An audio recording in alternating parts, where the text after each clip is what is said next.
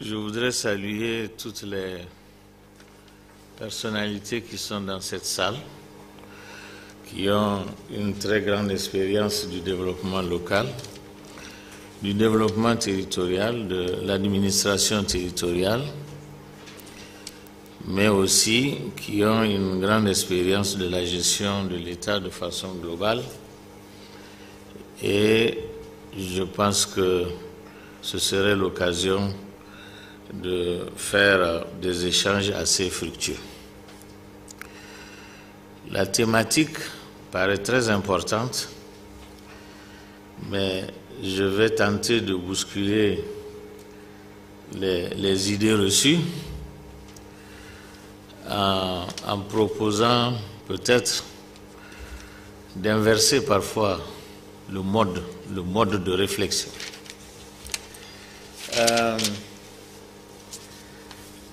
Qu'est-ce que j'appelle mode de réflexion? Depuis ce matin, j'ai cru comprendre qu'on interroge la question du développement local, développement territorial, à travers l'administration territoriale. Depuis l'indépendance, nous sommes dans cette conception du fait que c'est l'administration qui devrait conduire le développement territorial et globalement le développement du pays.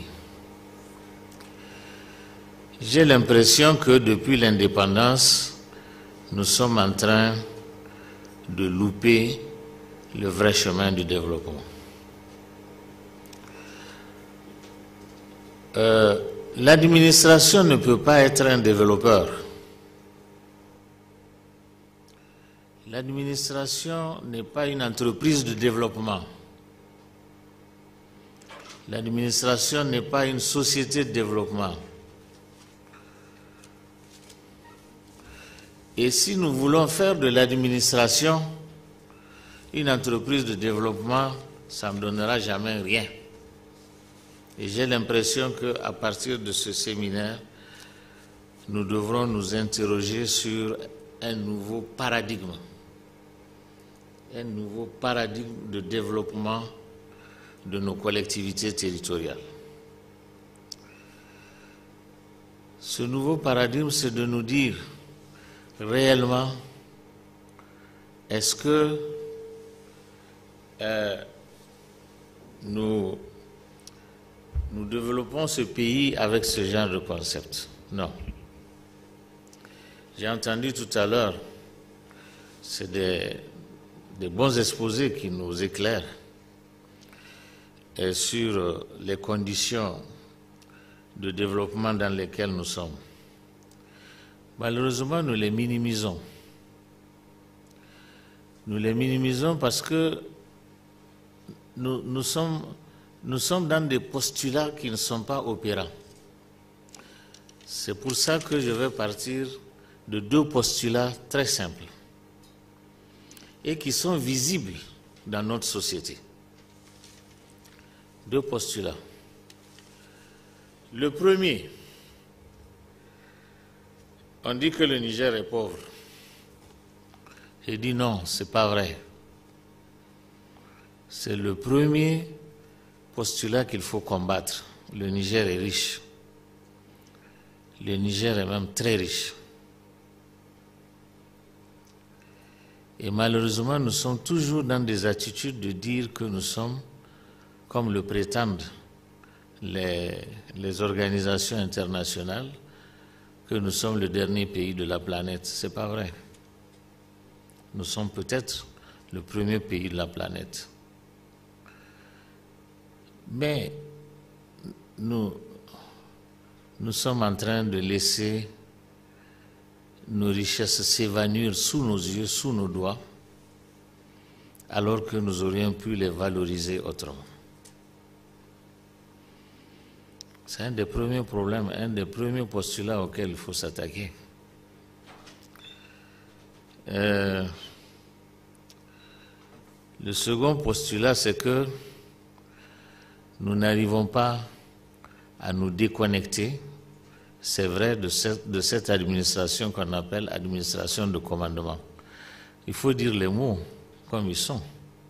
Ce n'est pas une administration de commandement en tant que telle. On est resté jusqu'à aujourd'hui une administration coloniale, tout simplement. C'est-à-dire une administration d'instruction. On vous dit de faire, vous faites.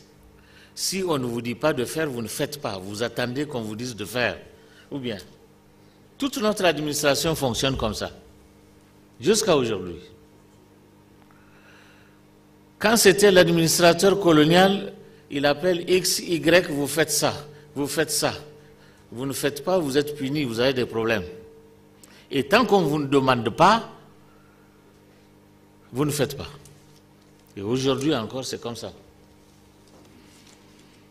Vous êtes conseiller d'un ministre, vous êtes conseiller d'un président, tant qu'il ne vous appelle pas pour vous dire de faire ça, vous ne faites pas, vous attendez qu'on vous appelle pour vous donner des instructions.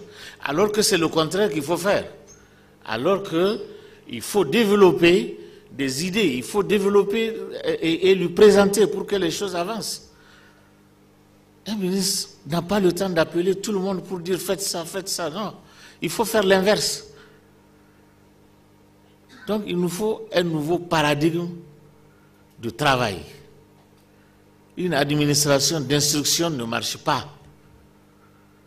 Un gouverneur, quelles que soient ses capacités, un préfet, quelles que soient ses capacités, ne peut pas venir tous les jours penser à appeler X, Y et lui donner des instructions. Ça ne fonctionnera jamais comme ça. Et c'est pour ça qu'on ne se développera jamais.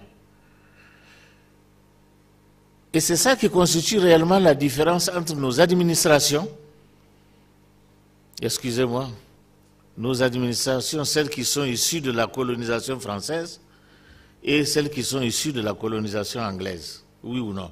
La différence est très simple. Aujourd'hui, c'est visible dans le monde entier, en Afrique de l'Ouest, en Afrique en général et dans le monde. Tout le monde sait que tous les pays développés sont des pays anglophones. Les pays francophones sont les moins développés. Oui ou non? En Afrique de l'Ouest, les pays les plus développés, c'est où? Nigeria, n'est-ce pas? Ghana, etc. Et même quand certains pays comme le Sénégal ou la Côte d'Ivoire semblent développés, en fait, c'est un développement d'un éléphant au pied d'argile. Parce qu'en réalité, les richesses qui sont en train d'être développées dans ce pays ne sont pas des richesses locales.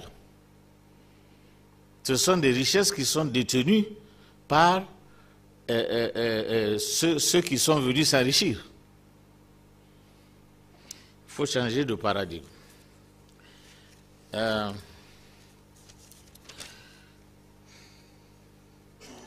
Nous sommes partis du fait que, effectivement, la territorialisation du développement au Niger se trouve suspendue, se trouve perchée, se trouve inachevée. Nous avons écrit des articles scientifiques là-dessus qui sont disponibles, qui sont connus, avec des auteurs au Canada et en France. Et inachevé au point de vue d'abord de la déconcentration. Tout à l'heure, le directeur général l'a dit, on veut améliorer la déconcentration pour que le territoire soit très bien divisé en termes, par exemple, de départements. Ce qui est normal. Et malheureusement, on n'y arrive pas. Il y a une quand même avancée importante, c'est qu'à un certain moment, nous sommes arrivés à faire admettre les anciens postes administratifs de la période coloniale en département. Effectivement, c'était des administrations de déconcentration qui étaient en attente, puisque l'administration coloniale à l'époque a prévu qu'il y a beaucoup trop d'espaces vides et que dans le cadre de l'aménagement du territoire, il faudrait anticiper en créant des postes administratifs pour permettre l'urbanisation et le peuplement de ces zones des héritiers. Si vous regardez tous les anciens PA, c'était des zones de ce genre-là, que vous preniez Bankilare, que vous preniez un peu partout au Niger. Malheureusement encore, ces espaces vides existent encore. Et ce sont ces espaces vides qui ont permis l'expansion du terrorisme, de l'insécurité. Parce que ces espaces vides que se sont développés les mouvements qui nous posent aujourd'hui problème dans tous les espaces de notre pays. Parce que c'est dans ces espaces-là qu'ils font leur entraînement aux armements et tout. Et aujourd'hui encore, il reste de très grands pans qui sont inoccupés. Quand vous prenez un polygone, Ingigimi, comment ça s'appelle, Ngurti, plus loin, à la frontière du Tchad, Tintouma, Tesker, Goudoumaria, Maïné, Difa. Regardez ce grand polygone-là qui dépasse un pays. Il n'y a rien dedans. Aucune administration de l'État, aucune représentation de l'État. Et on peut en citer au moins 10 ou 20 comme ça.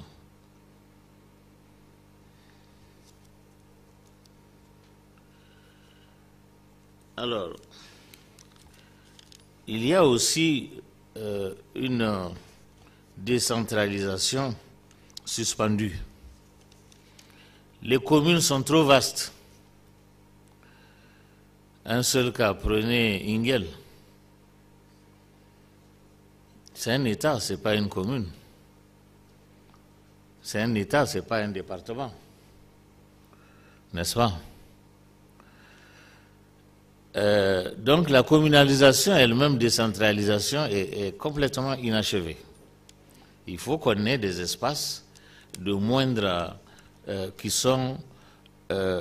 sont pas vastes comme ça pour pouvoir faire vraiment la territorialisation et le développement local, parce que l'aboutissement de tout ça, c'est le développement local.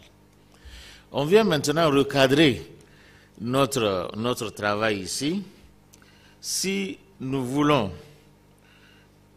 aller vers,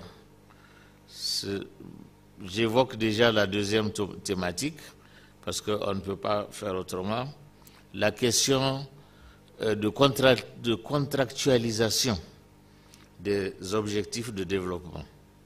Si on veut contractualiser les objectifs, hein, oui, hein? Le deuxième thématique, je n'entre pas dedans, je suis juste de passage. C'est pour dire que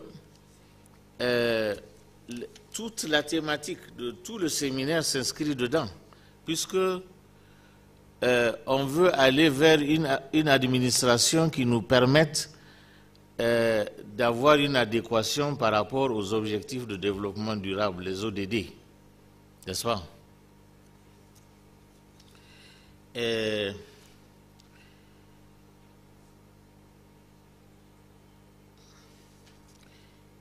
Pour ça, il nous faudrait clarifier le foisonnement des concepts. Il y a trop de concepts dans le cadre de l'administration territoriale, de l'aménagement du territoire. Si on devrait rentrer dans ces concepts ici pour les clarifier, je pense qu'on n'y arrivera pas. Mais je vais juste les évoquer pour que vous voyez qu'il y a une grande multiplicité, pluralité de concepts et qui font qu'on est perdu dans tout ça. On est très perdu. J'en cite quelques-uns. On parle de management du territoire. On parle de management territorial. On parle d'aménagement du territoire. On parle de territorialisation du développement local. On parle de... il y en a beaucoup. Pas moins d'une dizaine ou d'une quinzaine de concepts. Quand vous faites la lecture même du document dont nous disposons, il y a une dizaine de concepts, sinon plus, qui apparaissent. Et vous êtes, à la fin de la lecture, vous êtes très confus. Qu'est-ce que vous devrez faire?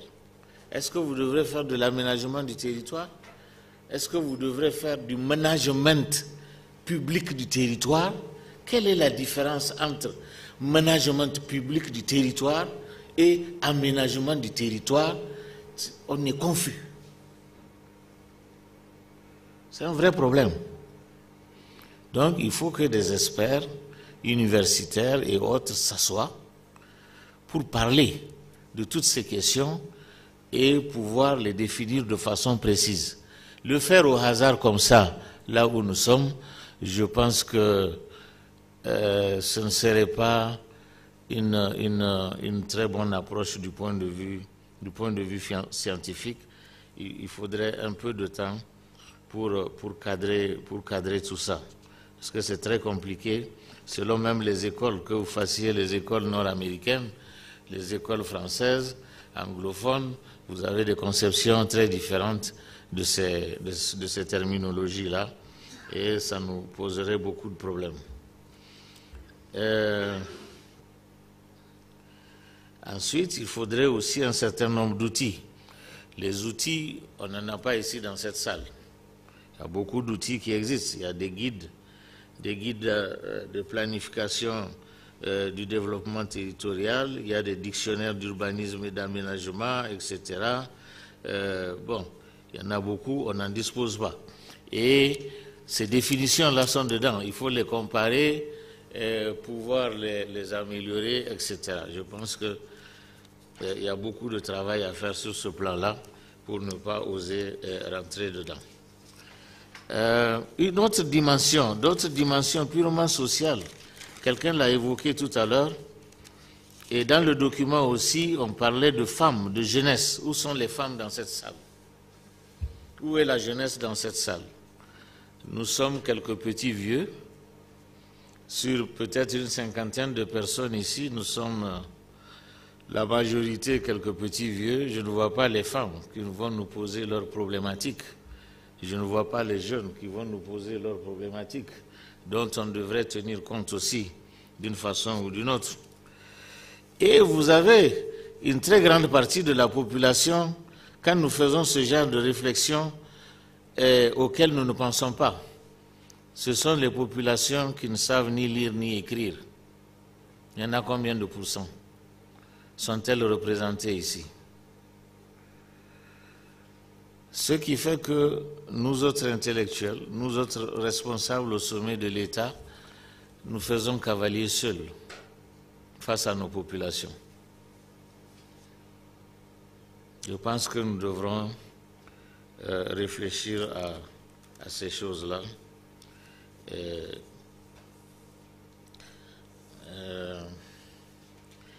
On parlait aussi d'un point d'intérêt important, c'est l'absence de compétences pour conduire l'administration territoriale et également l'aménagement du territoire, etc. L'absence de compétences, c'est vrai, c'est un vrai problème, mais si on prend l'inverse de ce que je disais tout à l'heure en termes de postulat, on devrait pouvoir avancer même sans ces compétences dont on parle.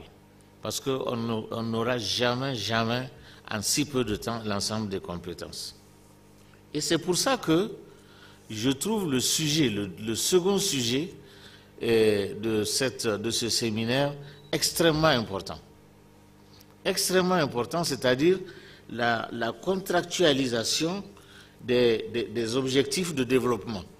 Parce qu'en passant par la contractualisation des objectifs de développement, on peut se libérer, disons, de cette problématique de former suffisamment de compétences pour chacune des collectivités territoriales.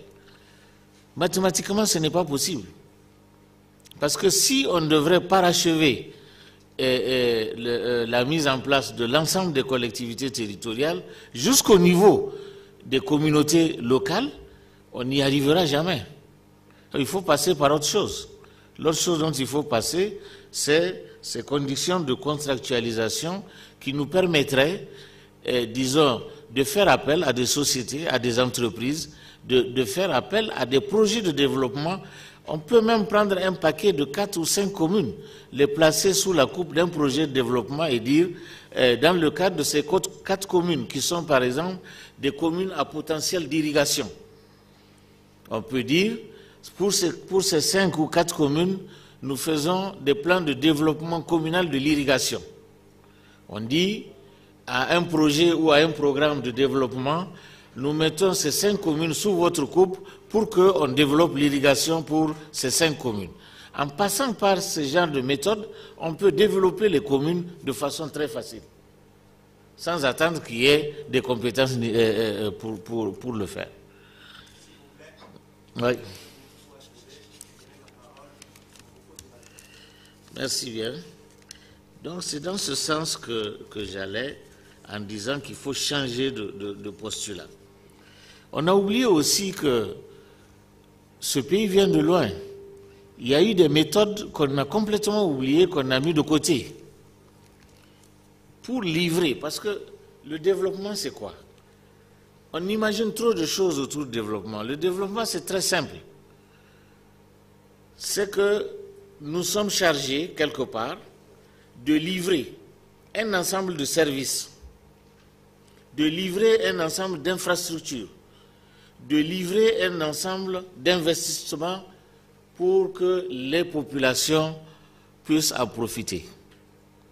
Ce sont des services, des infrastructures et des investissements qui doivent être productifs et non pas des éléphants blancs, des choses qui ne sont pas productives. Ce n'est pas ça que les populations attendent. Donc il faut que ce soit des services, des infrastructures, des investissements qui soient productifs et qui soient attendus par les populations. Et non pas qu'on leur livre des choses qu'elles ne demandent pas et qu'elles n'ont jamais demandées. Avant, beaucoup de gens le savent ici, il y avait des écoles nomades pour livrer le service éducatif, oui ou non? Le maître suivait les troupeaux. Il y avait des vétérinaires nomades. Il y avait des infirmiers nomades. Donc on arrivait à livrer des services à travers ces mécanismes-là.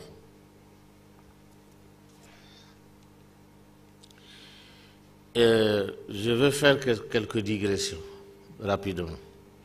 J'ai vu qu'on parlait de marché à bétail. Ce n'est qu'un exemple parmi tant d'autres de questions de développement qui auraient pu être abordées.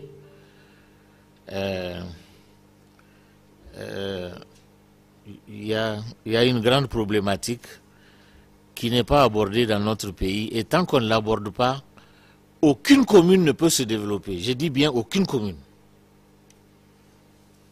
C'est clair.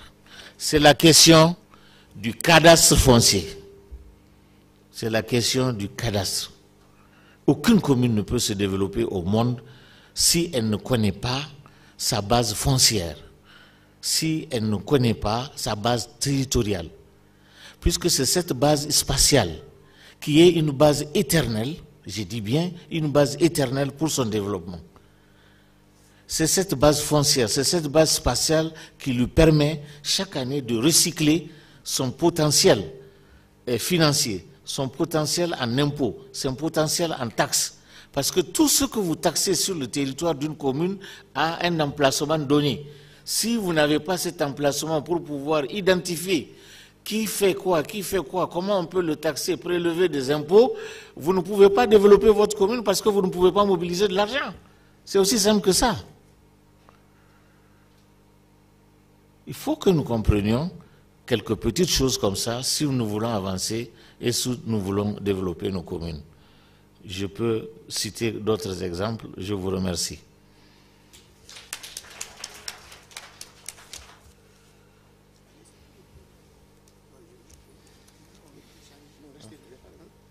Oui, pour bénéficier.